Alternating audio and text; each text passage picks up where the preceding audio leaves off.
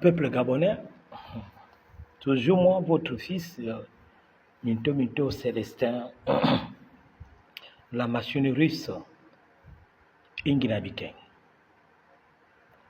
Vous savez, je reconnais que c'est l'armée dans tous les pays du monde entier qui se sont développés par leurs militaires. Les pays puissants, de grande renommée, de puissance mondiale, ont eu l'essor à partir de leurs militaires. Et celui qui est en tête de notre pays, c'est un militaire. Je peux vous dire d'avoir confiance en lui. C'est lui qui peut nous délivrer, de la domination étrangère. Ne suivons pas tous ceux qui parlent beaucoup, que ce soit dans les réseaux sociaux, que ce soit dans les partis politiques. Mobilisons-nous toujours autour du chef de l'État, autour du président de la transition, son Excellence, Brice Clotaire Oligui Nguema. Et vous allez voir avec la volonté, sa bonne volonté, la volonté du chef de l'État, la volonté du CTRI, la volonté des civils qui ont été nommés, c'est-à-dire tous les dirigeants ou les partisans de la transition, comment ils vont nous arracher notre pays, notre économie entre les mains des étrangers. Monsieur le Président de la République, je connais votre zèle ardent. Je connais votre franche volonté et votre capacité de bien travailler. Vous pouvez nous arracher l'économie entre les mains des expatriés.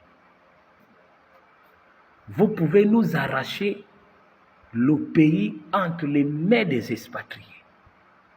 Le Gabonais gère seulement les institutions, l'administration, mais le Gabonais ne gère pas l'économie. Vous le savez très bien, Monsieur le Président. Et moi, je vous demande de nationaliser toutes les sociétés étrangères, qu'elles deviennent les sociétés gabonaises. Les sociétés françaises deviennent les sociétés gabonaises. Les sociétés américaines deviennent les sociétés gabonaises. Les sociétés asiatiques deviennent les sociétés gabonaises. Et vous allez voir comment le peuple va beaucoup vous aimer. Vous allez voir comment le peuple va beaucoup vous soutenir. Même la puissance extérieure ne peut pas vous déstabiliser. Mais si vous ne le faites pas, la parole de Dieu dit, qui tue par l'épée, périra par l'épée. Monsieur le Président, la parole de Dieu dit, qui tue par l'épée, périra par l'épée. Si tu arrives au pouvoir par un coup d'État, c'est aussi un coup d'État qui va te balayer. Moi, je parle en tant qu'un ancien leader estudiantin et en tant qu'un ancien étudiant, en tant qu'un ancien académicien. Je fais les analyses politiques. Vous avez vu, Sankara est arrivé par un coup d'État. Après, son régime a connu des problèmes et le coup d'État l'a balayé. Mobutu est arrivé par un coup d'État, c'est aussi le coup d'État qui l'a balayé.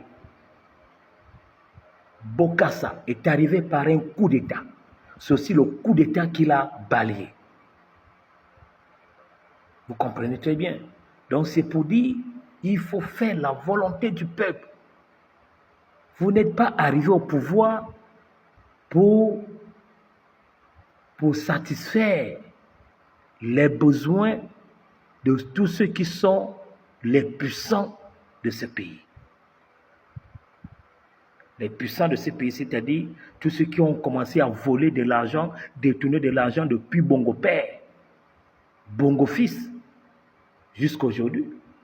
J'ai apprécié quand j'ai lu dans les réseaux sociaux, j'ai été informé dans les réseaux sociaux que Landry Bongo a détourné de l'argent pour la campagne du référendum. Il est en prison. Tous ceux qui ont détourné de l'argent sont en prison. Ce n'est pas toi, le président, qui les a enfermés, mais c'est la loi. On a appliqué la loi parce qu'ils ont détourné et ils sont en prison. Ils sont en prison. Donc c'est pour dire, pour résoudre le problème, le chômage du Gabon, pour résoudre le chômage du Gabon, le problème c'est que notre économie est entre les mains des étrangers. Ça, c'est un très grand danger. C'est un très grand danger. Tous les étrangers que vous voyez là, qui sont maintenant plus nombreux que nous, le peuple gabonais, leur ambition, c'est de prendre le pays. Ils ont commencé. Ils ont commencé à avoir la maîtrise de notre économie. Et à un moment, ils avaient déjà la même mise au niveau de nos institutions. Au moment où on voyait les expatriés dans le cabinet du président de la République. Les expatriés nommés dans le cabinet du président de la République. C'est grâce à ton coup de libération, que le Gabon a été délivré. Mais le Gabon n'est pas totalement délivré. On se moque de Mon Mabik. Mais tout ce que Mon Mabik dit, il y a quelques brins de vérité.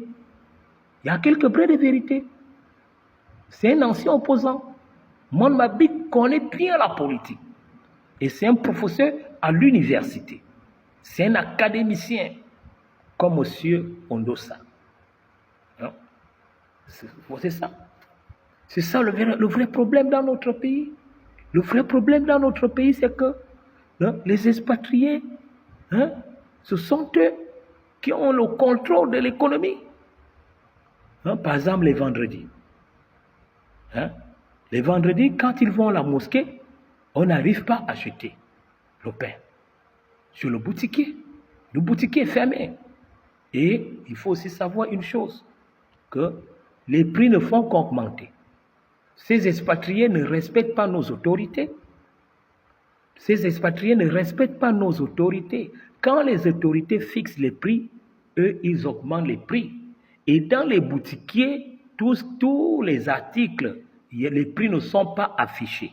Mais ils disent seulement les prix à la bouche, mais les prix ne sont pas affichés. Par exemple, si un cahier coûte 700, le prix du cahier n'est pas affiché.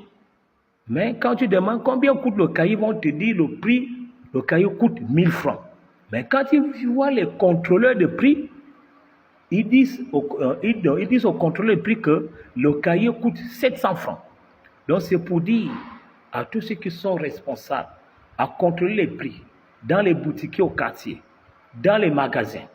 Si vous voyez que les prix des articles ne sont pas affichés, c'est pour dire que ces expatriés-là, qui sont les boutiquiers, sont en train de voler le peuple.